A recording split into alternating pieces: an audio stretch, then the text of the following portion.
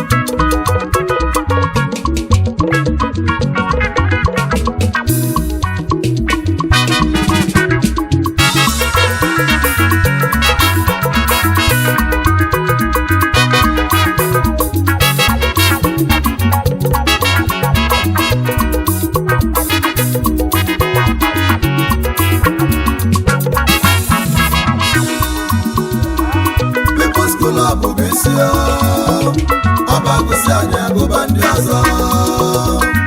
People's Club bisio. Abagusi anya goba ndi ọzọ. People's Club bisio. Abagusi anya goba ndi ọzọ.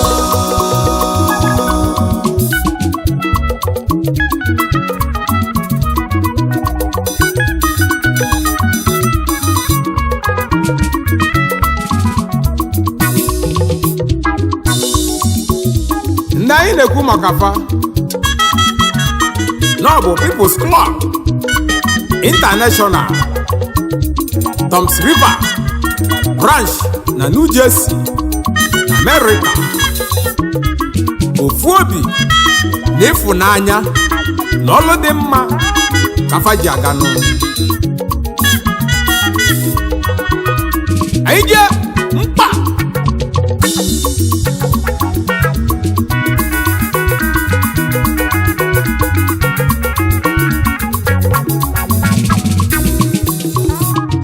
People's Club ndị ọma o, People's Club International ndị ọma, ndị Toms River na New Jersey na America, ndị dị selected.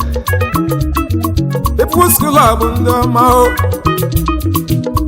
asị na osisi ọbụla bụ ụzọ wee mee ifuru na ya na-ebukwa ụzọ amị mkpụrụ nụ.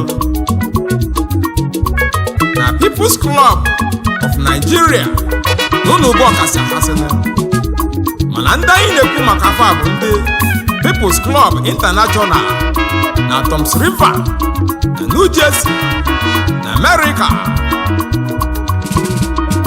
People's Club of Nigeria n'anyị bụ isi. People's Club n'anyị bụ isi o, n'ọba akụsi anyị o, akụsi anyị agụba ndị ọzọ. Maka gịnị? N'ọba anyị bụ isi o, n'osisi buru ụzọ mụ ifuru, n'ọbịa na-ebu ụzọ amịkpa mkpụrụ nụ. Ọga bụ ọga ma abụlata abụghị o, emelu mana ọga bụ ọga o. People's Club na anyị bụ ọga o, na nna na nwa dị ama aka, nna na nwa dị ama aka o.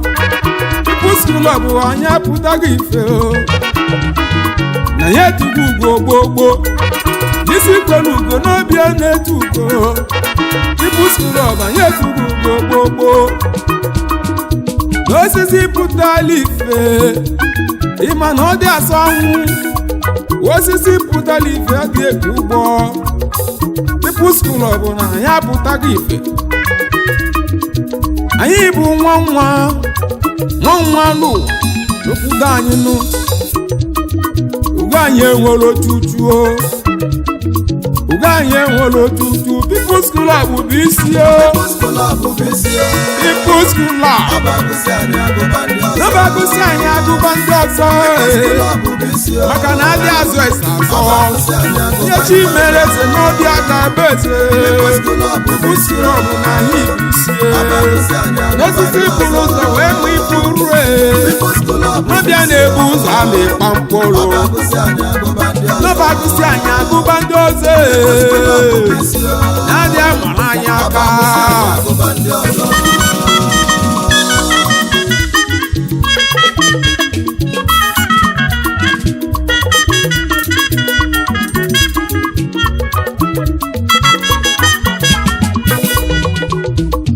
People's Club of Nigeria anyị ejegwu ụwa niile anyị erugo ụwa niile ife anyị ji kalie nọ kalịla akali na mmadụ ka People's Club ji kalịsie nụ maka na mmadụ ga-eji aka anyị nwere ndị ji ego anyị nwere ndị gụrụ akwụkwọ ndị nze na ọzọ nafa akazi arụno anyị nọ na mba niile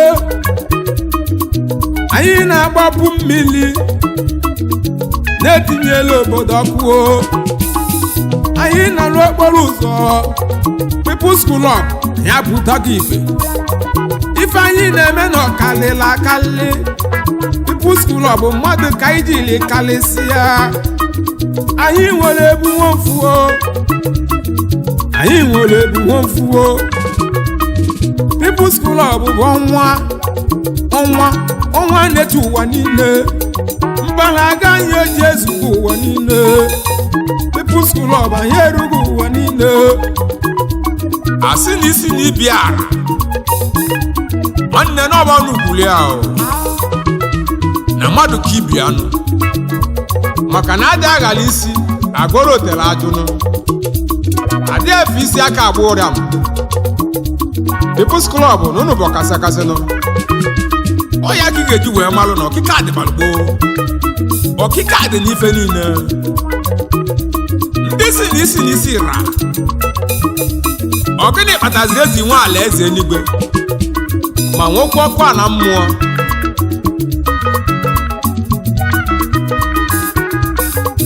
People's Club Toms River branch na New Jersey na America afụrụ m unu n'anya omume unu nọ na-amasị m omume unu nọ na-asọ m ụsọ na fabi na America mmanụ uche fa na-edutezi ụlọ People's Club uchu unu n'eru nọ ndị Toms River branch unu bi na America mana unu ma n'ebe unu si bi etokazi ndị ọma People's Club Toms River branch unu nwa ka obere agụ n'Austria nwe egbuo mapụ wee bịazie maka na unu bụ isi ada amara unu aka the selected men anyị ekele unu People's Club anyị jee sawa oyi People's Club ndị ọma People's Club bụ isi ebe agụsị anyị agụba ndị ọzọ People's Club anyị eturu gbogbo osisi bụrụ ụzọ mụ ifuru n'ọbịa na-ebu ụzọ ama ịgba mkpụrụ People's Club na anyị bụ isi mmiri na ọ dị ata chacha People's Club na anyị bụ isi People's Club Toms River branch Toms River na New Jersey ndị ọma unu ka obere agụ nwe egwu ọma People's Club na ndị amarụ na aka nne agwa unu n'elu amarụ mma People's Club bụ isi People's Club anyị bụ ọga na nwa bụ ya dị ama aka ebe nụwa na ọga bụ ọga ọ bụ agụsị anyị agụba ndị ọzọ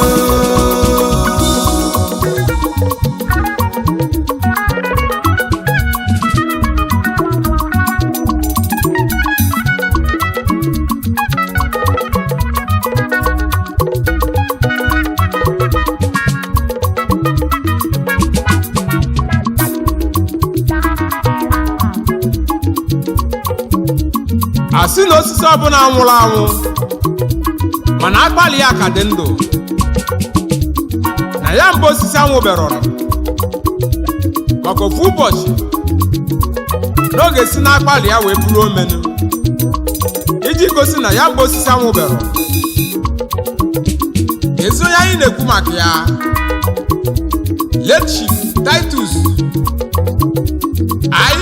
Umezuoke Onyema one of Amishi,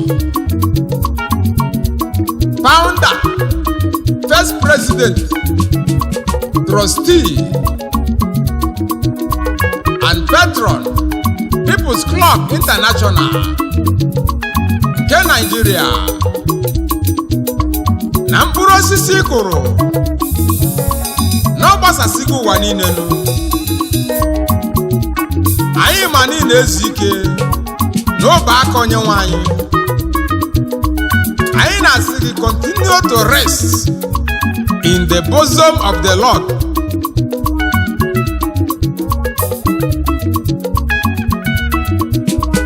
Let His Royal Majesty Igwe PC Ezenwa MFR, co-founder and former chairman of People's Club International, Eze Okuku one of Oba. Ka Chineke nabata mkpụrụ obi gị n'udo na ndokwa, maka na mkpụrụ n'okpuru n'opugo ome. Honorable Chief Dr. Sir Joy Lonze Ezugonna Nojoto, National and International President, People's Club International nke Nigeria. Onye ọma na anyị kenelu gị. Honorable Chief Sapoli Uba Ugeji eje mba wanu n'ishi n'ugbo mmiri, National First Vice President, Chairman Emeritus, Princeton Branch, Dino Dozie Akugi, Lolo Lady Priska Oba, nwanyị mobi dị ya.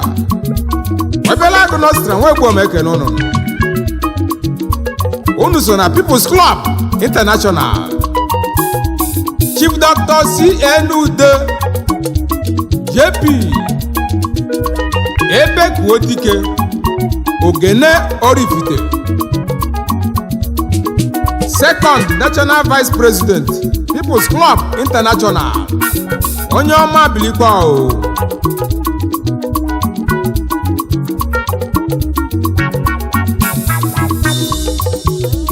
Honorable Nzesa Dr. Danielu onye agba Eze Chinyelugo Wanofoko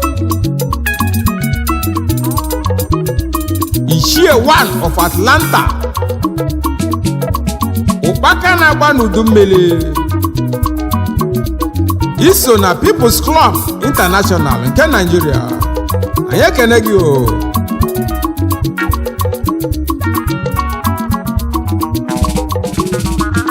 People's Club ndị ọma na ya erugo ụwa niile nuo, na mkpụrụ anyị efesago ụwa niile.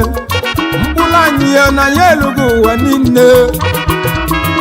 People's Club bụ nna nuo na-ada mara anyị aka.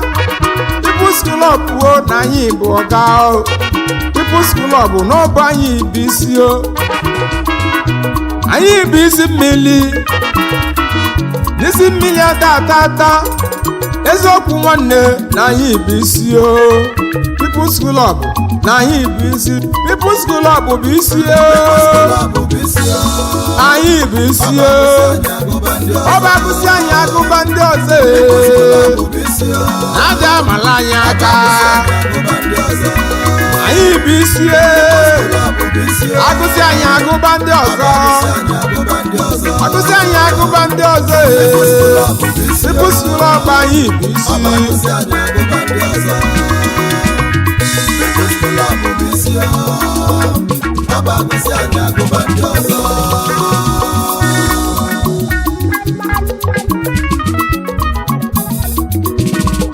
esi maka Honorable Chief Dr. Maurice Efobi ọba obosi dị n'Oriakụ gị Iyom Chief Mrs. Rachel Efobi okwesịrị eze nwanyị ọma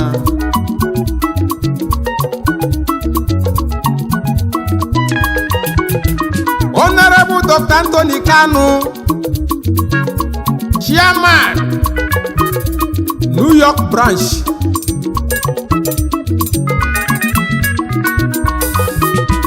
Nwoke akpa eje mba 1 dị n'odozi akụ gị Dr. Mrs. Ngozi Kanu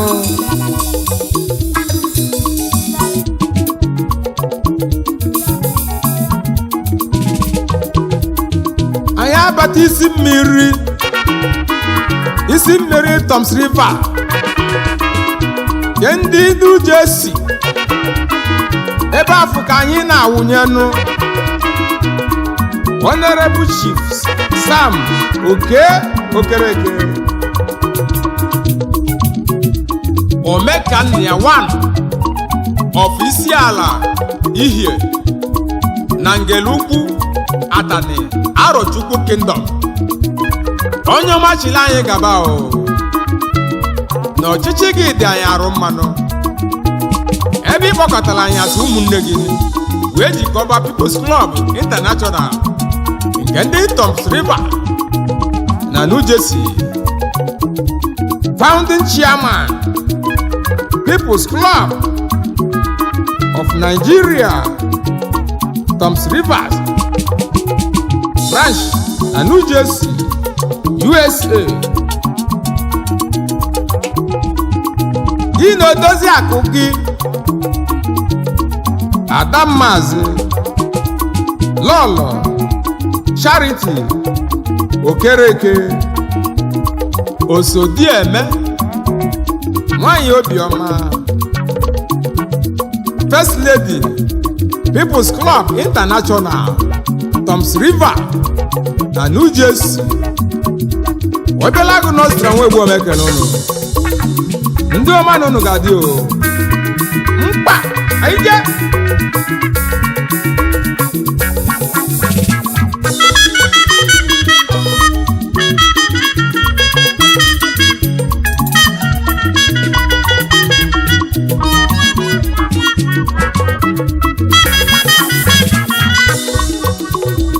Honorable Sakani Singobiti ezi nwanne n'oso wee bili ezi nwanne nke m wee na nwanne mmadụ abụrụ oyi ya nụ eze onye mmechara 1 ofu egwu ọma onye ọmasị ụmụ dịju brame egwu ọma wee bịanụ Founding First Vice Chairman People's Club Toms River Branch na New Jersey ezi nwanne m o na nwanne m nwanne ya nwanne mmadụ abụrụ oyi ya eze onye mmechalụ nwanne m bilie eze onye mmechalụ onye ọma n'iso bilie ofu onye egwu ọma ji aba ofu okpokokpo nwa ndị egwu ọma ofu onye ndị egwu ọma ji eme ọnụ eze onye mmechalụ odogwu gị na odozi akụ gị Lady Tina Ngobidi Sunshine Lady ewere nka lụọ di ọ dịzie keji ọgwụ alụdịnụ Adakada n'Ọhakpụ Kingdom, onye ọcha bịara ụwa n'oji, ezigbo nwaanyị bilikwa Obereagu n'Austria nwa egbu omekele ọnụnụ ndị ọ ga-adịrị mma. Honorable Sir Chief Dr. Jacob Nwosu,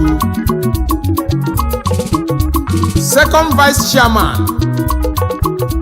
People's Club International, Toms River Branch na New Jersey. Ugodiahamma 1, Eziogo nwere ugwu 1, ofu ebe etiti nguru Mbaise, Ikemba Asaga na Arochukwu Kingdom, Omereọha na Arochukwu Kingdom, President J&T Foundation iji enyere ụmụ ogbenye aka nụ, enyemaka inyelu ndị mmadụ nụ ka igwe obodo ji wee kpọọ gị wee chibezie gị echichi nụ, maka ndị na-enyere aka n'obodo karịrị akarị nụ, ụmụazị na-azụ n'akwụkwọ ma ndị na-enye scholarship n'obodo gị nụ. Nọ ya mere obodo ji wee gbakọ aka nụ wee chibezie gị echichi nụ. Odogwu bulu ebubulikwa dị na-edozi akụ gị Lady Chief Dr. Theodora Nwosu Asharugo Abieturugo of Obetiti na nguru Mbaise, Ugodia of Arochukwu Kingdom, Honorable Mazi Aloysius Kanu Akuruno Nomekoku 1 of Atani, Arochukwu Kingdom, Treasurer, People's Club International, Toms River Branch, ndị na-edozi akụ gị Adammazi Anastasia Kanu Noha, ezi nwanyị eji eje mba, Panwụrụ Foundation eji enyere ụmụ ogbenye aka nụ, Aloysius and Anastasia Foundation unu ji azụ ụmụazị n'akwụkwọ, ndị unu na-enyere aka bara ụba, ma ndị unu nyere scholarship, ma ndị unu bidoro afịa, ma ndị unu na-azụkwu n'ọrụ. Chukwu ga-agọzi unu enyemaka unu na-enyere obodo. Obereagu n'Austria nwa egbu omekele unu. Honorable High Chief Christian Nwosu Agụbatoye ụmanụma na-awala ọsọ nụ n'Ọhakpụ Ancient Kingdom Noru West ka isi eje, Founding Social Director, People's Club International, Toms River na New Jersey na America nụ, Co-CEO Akaraka Foundation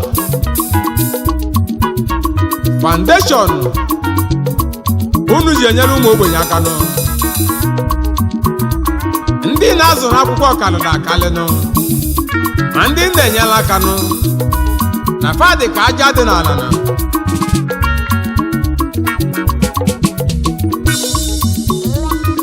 Mba na-Obereagu n'ọbụ na ngede n'anya fụrụ agụ na ọka gbalịrị ọsọ nụ, agụbata ezi oyi n'ịga dị o gị na-edozi akụ gị nụ, Lọlọ Ucheọma Lilian Nwosu Ugodia nwanyị ọma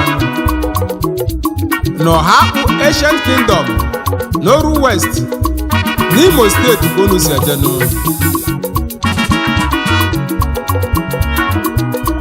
Honorable Professor Dr. Godson Oji, General Secretary, People's Club International, Toms River Branch na New Jersey. Gị na-edozi akụ gị Ada Maazị Catherine Ifeoma Oji, ezigbo nwanyị bili o, asị na ogele malụ nsọ di ya, ọ dịka o ji ọgwụ anụ di ya nụ.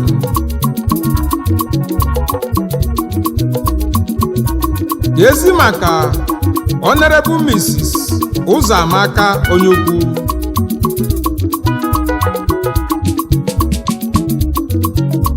aha na-ekwu ngala kwesịrị nwanyị ọma, Iroko 3 of New Jersey na USA. Ikuku ama n'ọnya, nwanyị mara mma,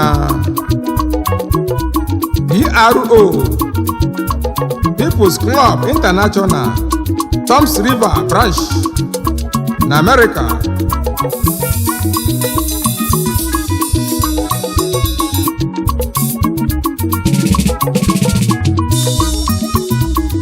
People's Club bụ isi o, na anyị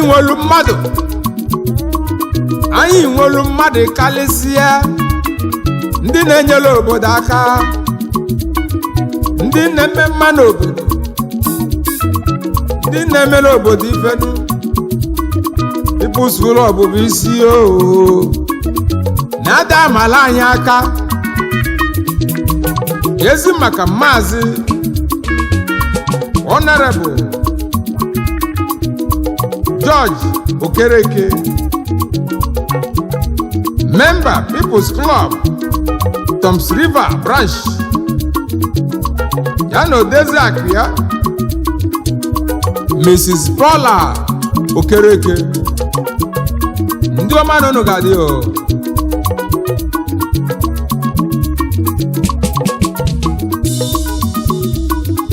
Nwata amalụkwa aka emesi osoro okenye ilifenu. Kedu onye anyị na-ekwuzi? Honorable Bobby Ngobidi, obele nwa dị ọra mma, nwa nwatara agba nne ya, ọ dị na nwa eme ofe egwu ọma ogbu diji ụbara mehi ka o si ejeno. Ebu Financial Secretary, People's Club International, Toms River na New Jersey. Gị na odozi akụ gị Mrs. Nnenna Ngobidi, nwanyị ọma bilio. Honorable Nelson Ifeanyi Ọba,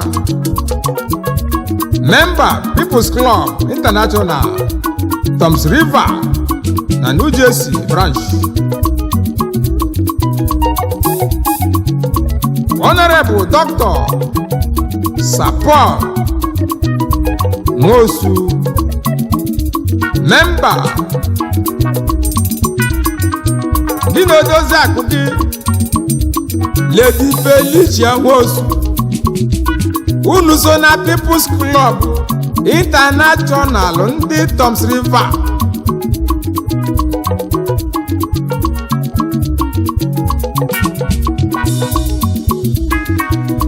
We are now moving to Delta State to recognize one of our solid members, Honorable Mamoke Rogers, the Omoite, one of Enwe Kingdom,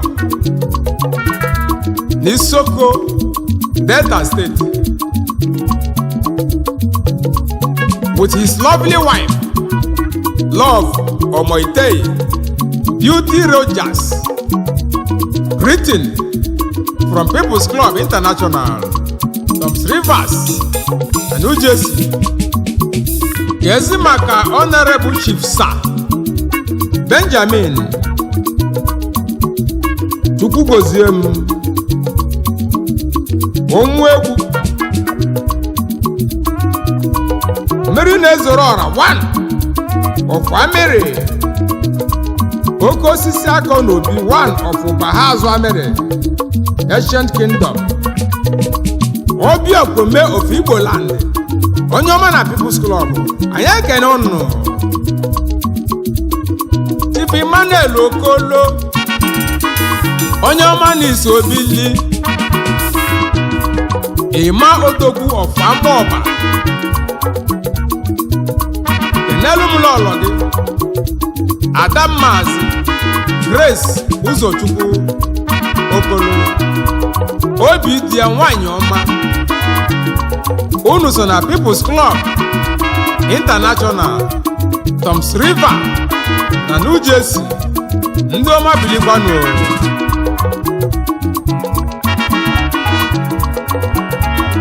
People's Club bụ isi